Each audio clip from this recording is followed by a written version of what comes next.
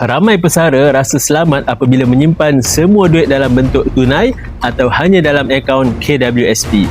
Tetapi mereka tidak sedar simpan 100% tunai semasa persaraan adalah risiko paling besar yang ramai orang terlepas pandang. Mengapa? Kuasa beli duit kertas kita susut setiap tahun. Dalam 20 tahun terakhir, kadar inflasi purata sekitar 3% setahun.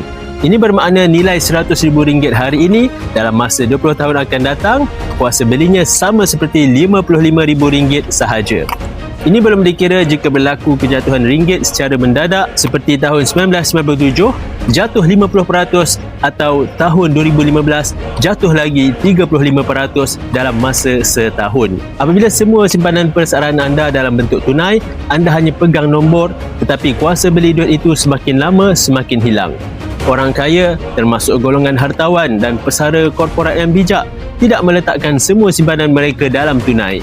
Mereka akan pecahkan portfolio, sebahagiannya dalam emas. Kenapa emas? Kerana emas melindungi kuasa beli dalam jangka panjang.